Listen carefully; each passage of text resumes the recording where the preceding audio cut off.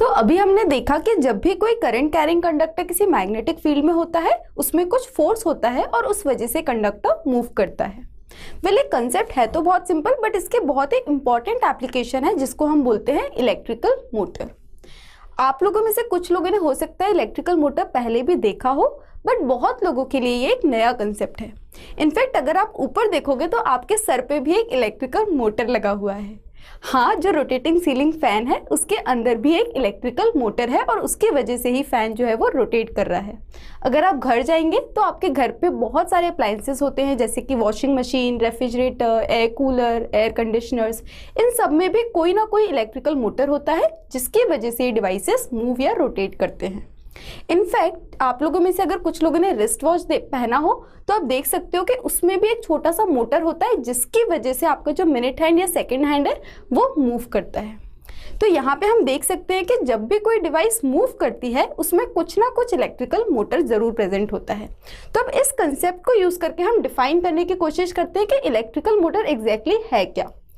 अभी हमने देखा कि इलेक्ट्रिकल मोटर जो है वो मूवमेंट में हेल्प करता है, राइट। और जब भी कोई बॉडी मूव करती है उसमें कुछ मैकेनिकल एनर्जी होती है। तो अब हम बोल सकते हैं कि electrical motor basically mechanical energy generate कर रही है। अब ये मैकेनिकल एनर्जी आती कहाँ से है? अगर आप प्रिंसिपल देखोगे तो वो क्या बोलता है कि एक करंट कैरिंग कंडक्टर में ही फोर्स एक्सपीरियंस होता है। इसका मतलब करंट इंपॉर्टेंट है, और करंट जब भी किसी कंडक्टर में होता है हम बोलते हैं कि इलेक्ट्रिकल एनर्जी प्रेजेंट है।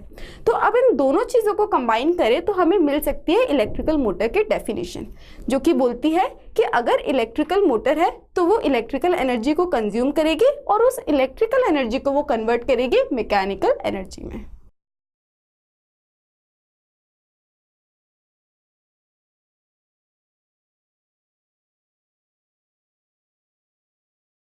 तो अभी तक हमें पता है कि इलेक्ट्रिकल मोटर एक डिवाइस है जो कि इलेक्ट्रिकल एनर्जी को मैकेनिकल एनर्जी में कन्वर्ट करती है, राइट।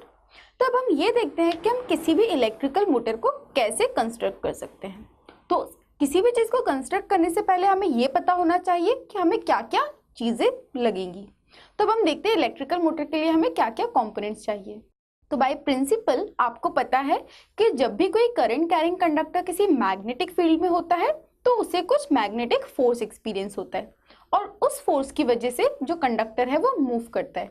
तो सबसे पहले हमें क्या चाहिए? कुछ मैग्नेटिक फील्ड लाइंस चाहिए। तो वो हमें कैसे मिल सकते हैं? अगर हम मैग्नेट रख दें, यहाँ पे आप देख सकते हो एक नॉर्थ पोल है और एक साउथ पोल है, तो इस वजह से हमें अब मैग्नेटिक फील्ड लाइंस मिलेंगे। अब मैग्नेटिक फील्ड की डायरेक्शन क्या होगी? आपको पता है कि मैग्नेटिक फील्ड जो है वो नॉर्थ से स्टार्ट होते हैं और साउथ में एंड होते हैं। तो magnetic field lines will start from north end will end at south. तो डायरेक्शन कुछ ऐसी होगी। अब हमको क्या चाहिए? अब हमें कुछ कंडक्टर चाहिए जो कि फोर्स को एक्सपीरियंस कर सके। तो यहाँ पे हमारे पास एक रेक्टेंगुलर कॉइल है जिसको हमने एज अ कंडक्टर यूज किया है। अब आप देख सकते हो यहाँ पे दो आर्म्स हैं, ए बी और सी डी, और हम मोस्टली इन दोनों आर्म्स की बात करने वाले हैं through out the working of electrical motor. तो आपको अच्छे से ध्यान देना है इन दोनों आर्म्स पे। अब हमको क्या चाहिए? हमें पता है कि इस कंडक्टर में कुछ करंट होना चाहिए फोर्स एक्सपीरियंस करने के लिए। इसका मतलब हमें यहाँ पे बैटरी कनेक्ट करनी होगी। तो यहाँ पे अब हमारा जो सेटअप है वो कुछ ऐसा है। बैटरी पॉजिटिव टर्मिनल जो है वो ए बी से कनेक्टेड है और नेगेटिव टर्मिनल जो है वो सी डी से कनेक्टेड है। तो इस सेटअप में तीन चीजें हैं, मैग्नेट, कॉइल और बैटरी। अब हमारे हिसाब से, हमारे प्रिंसिपल के हिसाब से तो इलेक्ट्रिकल मोटर बन गई है। तो अब हम देखते हैं कि क्या होता है। तो सबसे पहले हम ए बी में अगर Fleming's left hand rule apply करें तो देखते हैं फोर्स की डायरेक्शन क्या होती है। तो यहाँ पे magnetic field lines north to south है, करंट जो है वो बी टू ए जा रहा है। तो आप देख सकते हो कि थंब जो है वो टूवर्ड्स द पेज या इनटू द प्लेन जा रहा है। तो इस केस में हम इसको क्रॉस से डिनोट करेंगे। और आपको समझना ये है कि जो ए बी साइड है वो अब नीचे की तरफ जा रही है। अब सी डी का क्या हो रहा है? यहाँ पे भी हम फ्लेमिंग्स लेफ्ट हैंड रूल लगा सकते हैं। तो मैग्नेटिक फील्ड लाइंस ऐसी है, करंट जो है वो सी टू डी जा रहा है, तो जो थंब है वो ऊपर की तरफ पॉइंट कर रहा है। इसका मतलब इसमें ऊपर की तरफ फोर्स लग रहा है जिसे हम डॉट से डिनोट करेंगे। तो अब आप यहाँ पे समझ सकते हो कि ये जो कॉइल है वो कुछ इस तरीके से रोटेट होगा, राइट। तो अब रोटेट होने के बाद क्या होगा ये अब हम देखते हैं। अब यहाँ पे आपको पता है कि जब ए बी में नीचे फोर्स लगा था तो वो रोटेट होना शुरू हुआ था, राइट। तो ए बी जो है हाफ रोटेशन के बाद कुछ यहाँ पहुंच जाएगा और सी डी जो है वो यहाँ आ जाएगा, राइट, क्योंकि ए बी ये था, सी डी ये था। जब इसमें फोर्स लगा तो ए बी यहाँ आ गया और सी डी यहाँ आ गया। बट ध्यान देने की बात ये है कि यहाँ पे ए बी जो है वो अभी भी पॉजिटिव टर्मिनल से कनेक्टेड है, राइट, और सी डी जो है वो अभी भी नेगेटिव टर्मिनल से कनेक्टेड है। तो जो डायरेक्शन ऑफ करंट है वो अभी भी ए बी और सी डी में सेम है, दैट इज ए बी में बी टू ए है और सी डी में सी टू डी है।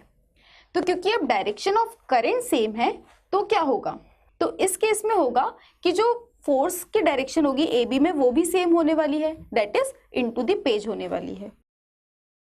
और अगर आप सी डी की बात करो तो फोर्स की डायरेक्शन क्या होगी, ऊपर की तरफ होगी।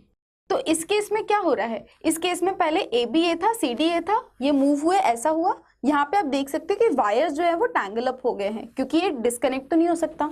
अब क्या हो रहा है, ए बी में वापस नीचे की तरफ फोर्स लग रहा है, तो ए बी ऐसा जा रहा है और सी डी ऐसा आ रहा है, राइट। तो इस केस में ये तो फिर वही बात होगी ना कि अगर आप किसी ट्रेन में बैठे और उसमें अगर हमने ये मोटर लगा दी तो वो ट्रेन कहीं नहीं जाएगी, वो बस अपनी जगह से आगे पीछे होती रहेगी। तो ये तो इलेक्ट्रिकल मोटर का काम नहीं है। हमको चाहिए कि रोटेशन एक ही डायरेक्शन में कंटिन्यूसली हो, और इस केस में क्या हो रहा है, ये पहले ऐसे जा रहा है फिर वापस ऐसे आ रहा है, तो ऑसिलेट कर रहा है, जो कि हमें नहीं चाहिए।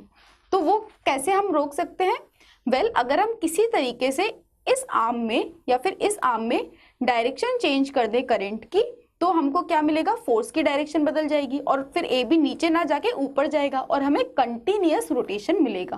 तो अब हम देखते हैं कि हम डायरेक्शन ऑफ करंट को कैसे रिवर्स कर सकते हैं।